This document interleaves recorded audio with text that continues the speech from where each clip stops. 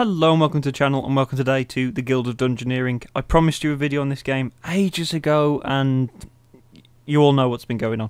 So I've got time to get back in. First of all, this game has amazing music. I bought the deluxe version of this game just because it came with the soundtrack, because the soundtrack is ridiculously good. It's not so much good, it's got a good humour to it. The whole game's got a good humour to it, in my opinion. So you are the owner of the Guild of Dungeoneering. You are a guild of terrible adventurers. You are just the worst adventurers. You're hiring stupid people to go out and die for you in the vain attempt to be better than another guild of explorers. So what I'm going to do is I will start a new game in one of these other slots that I have, so you can see the start. Now, you should hear him now.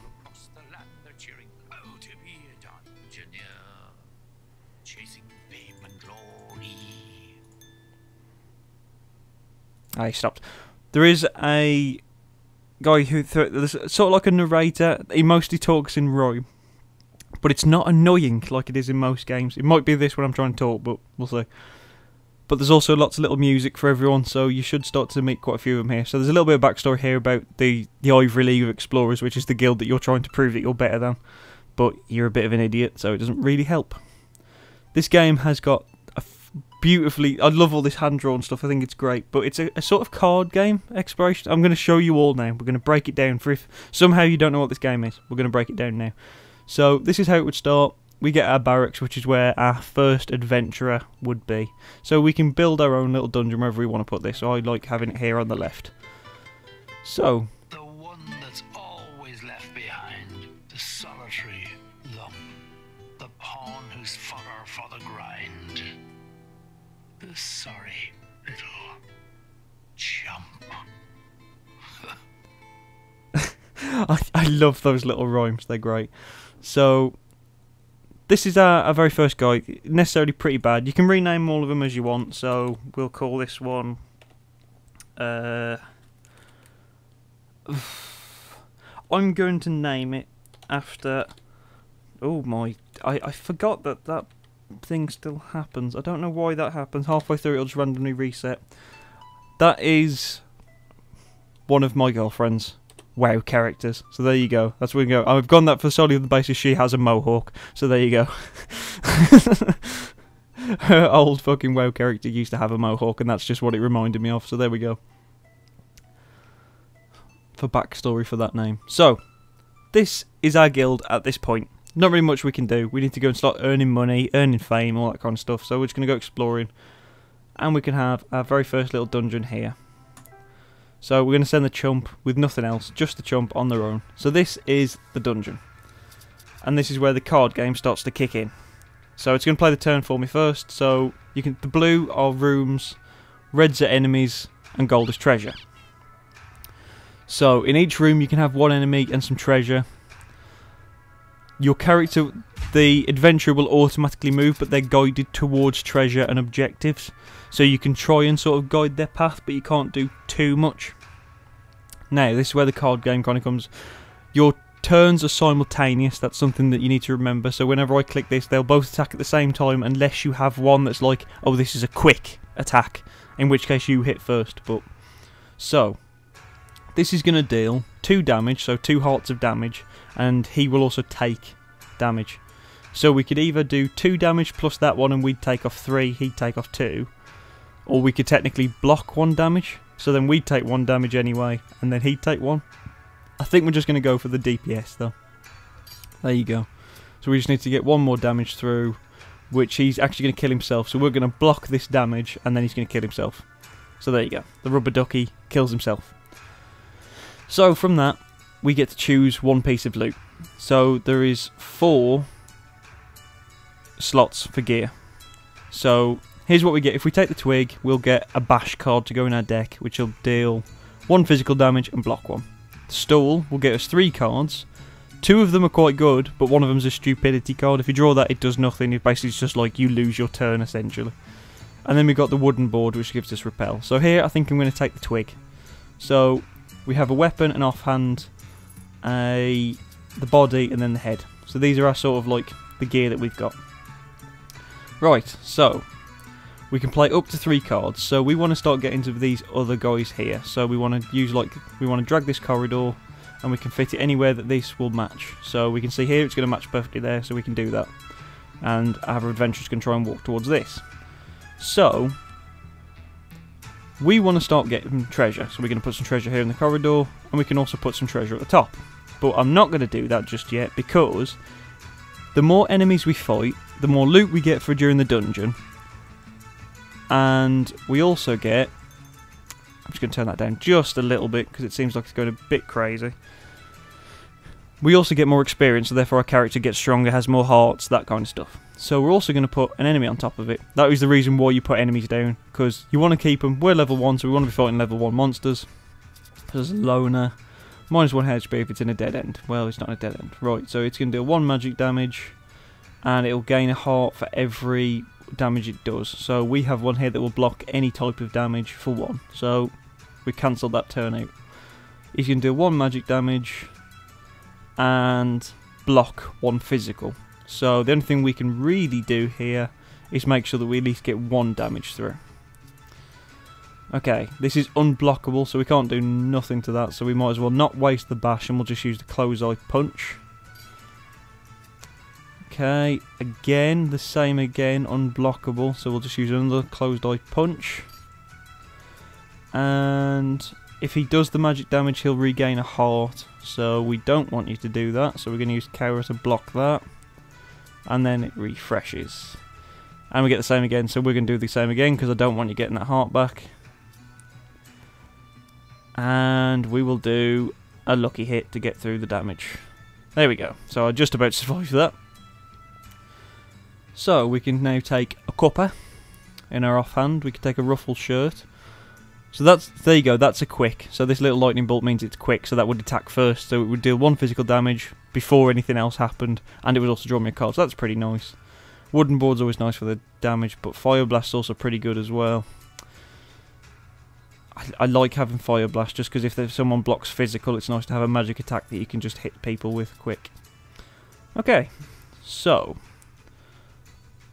that one's no real use to us. We can put that there. That makes a nice dungeon for us now. I think maybe we'll put another rat there and we'll put a bat in there.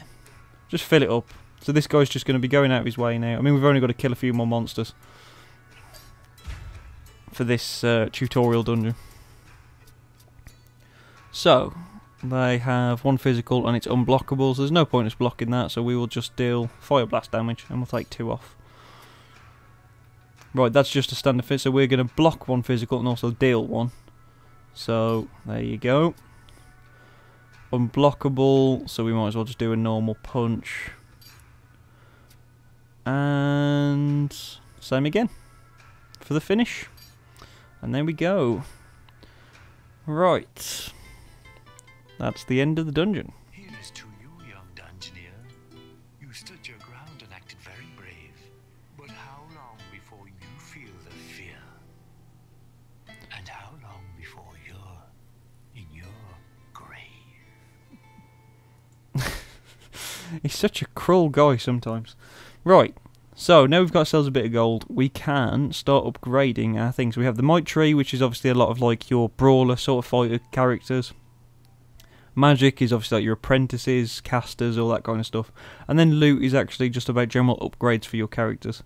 So I think the first thing we're going to do is get one of these fighter sort of characters. So I quite like both the Cat Burglar and the Bruiser. The Cat Burglar is nice because, if I remember rightly, they get a perk, which means that they draw extra treasure cards, so you get more to choose from. The Bruiser is very nice because if you completely block an attack, they take extra damage. So I think on that basis for now, we're going to take the Bruiser. So we're going to build that. So we now get a card to upgrade that. So we're going to have a training yard off the bottom of the barracks. Sarisa. We'll leave that as it was.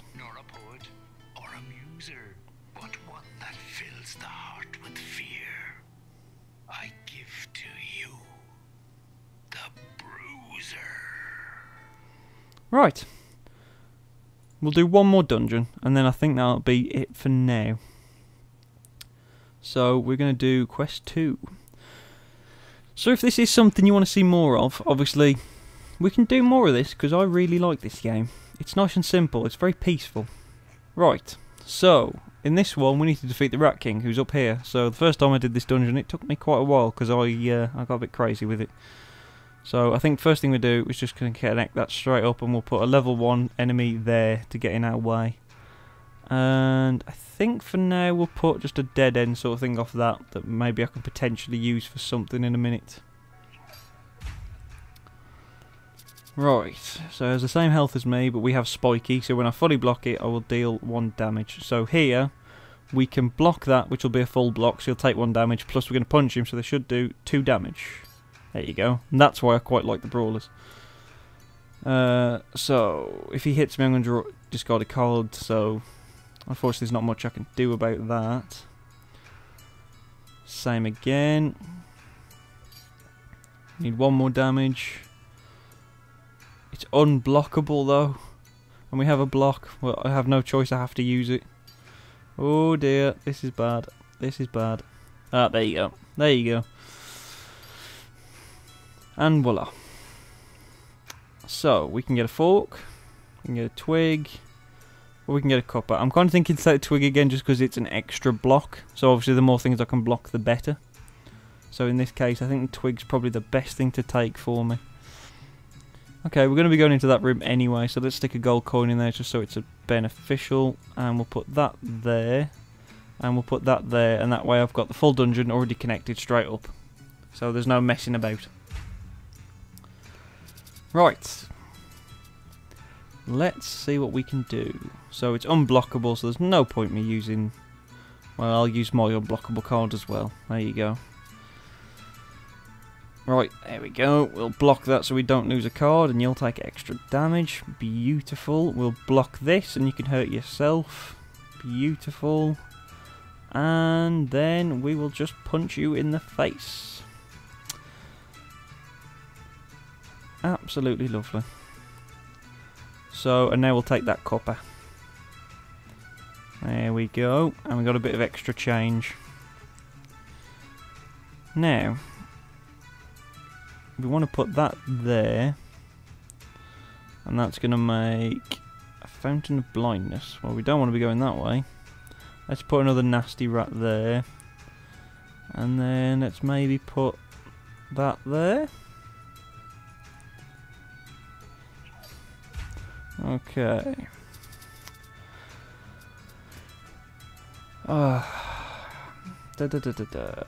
If successful I'm going to discard a card. I can't block that, so I'm just going to do tilde damage. Again, I can't block that, so we'll just throw that at you. Same again. Ooh, there we go, we win. Look at little Sarita now with a little copper and a twig. Straight jacket, that just gives us +1 health. I don't want a stupidity card and I also don't want to lose the fire blast, so we already have one of them that just give me gold, so I might as well take the straight jacket for an extra heart. Because extra health is always useful. Right, can we put... let's just put you in there. Might be able to tempt him to go up to this. Probably won't be able to, but it's worth a shot. If nothing else. And we'll just put that there, because... and that there. Just to get them thrown out, just in case we can draw any treasure cards.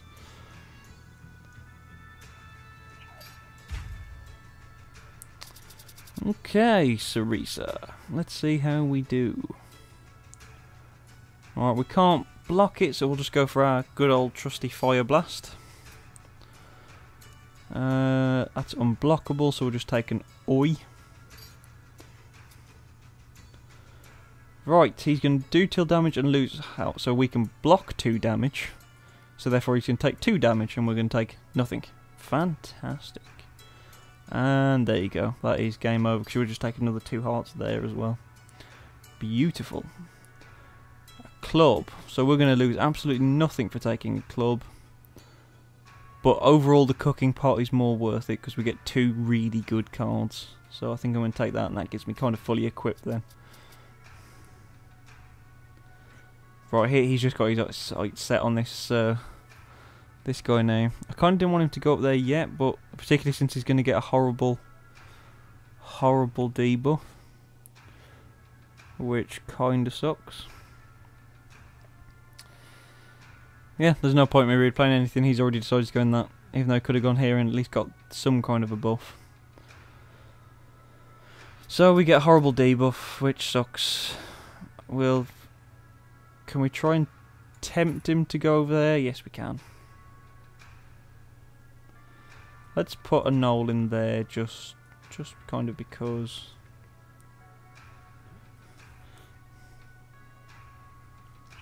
So this way I can try and get rid of the decay thing.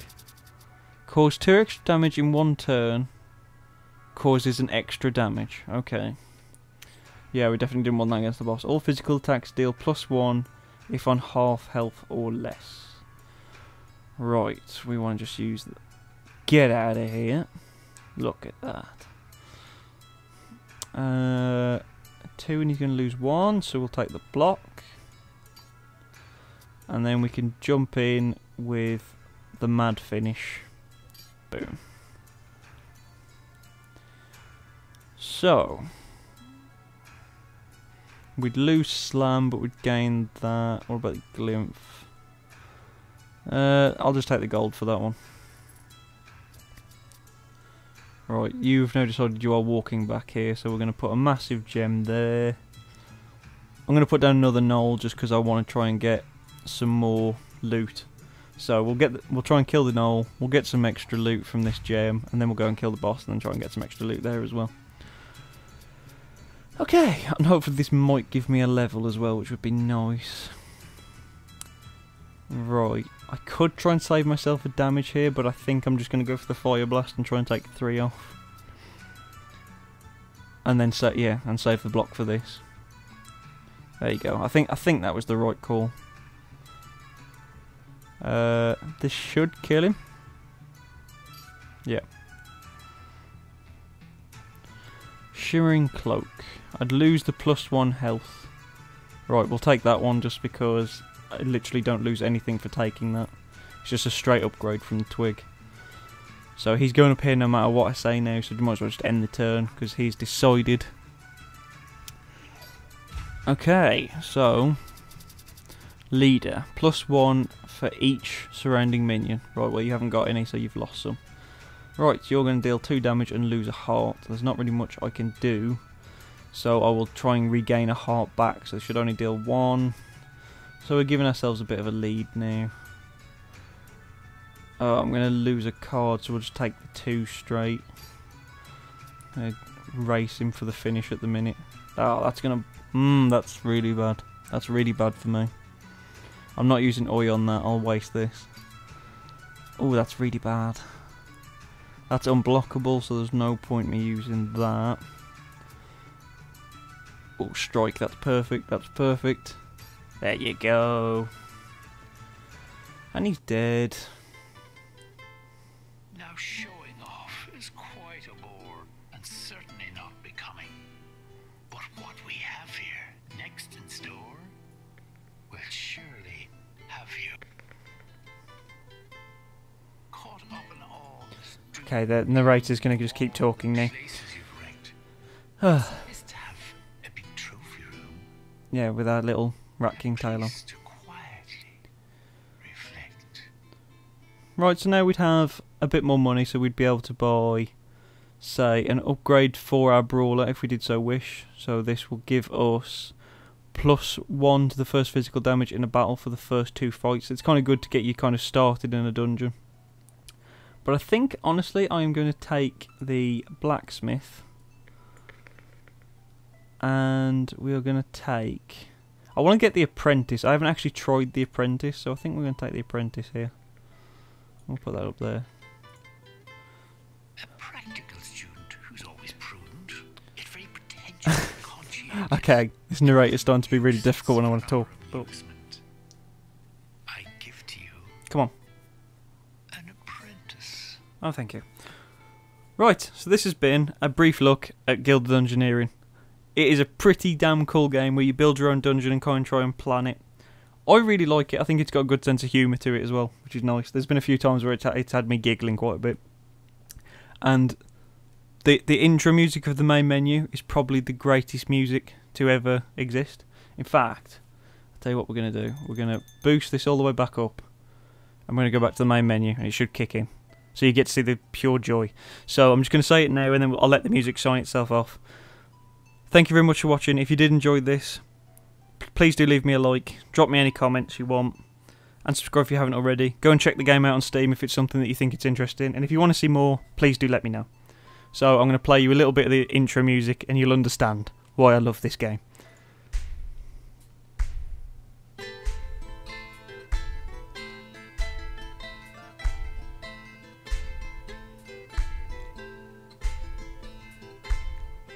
This is the Guild of Dungeoneering. On our quest, we're never fearing. Oh, to be a Dungeoneer, swimming in pools of gold.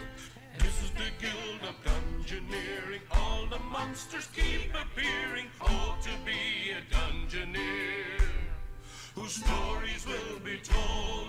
What's that sound? I hear a noise. Something's coming, girls and boys. We're up in the hills and far away. We're the Guild of Dungeoneering. Curse and swear, but don't despair. The way out of here must be over there. I think we're lost, but what do we care? We're the Guild of Dungeoneering. So there you go. Thank you very much for watching me, and thanks for joining me, guys. Hopefully, I will see you soon. Bye-bye.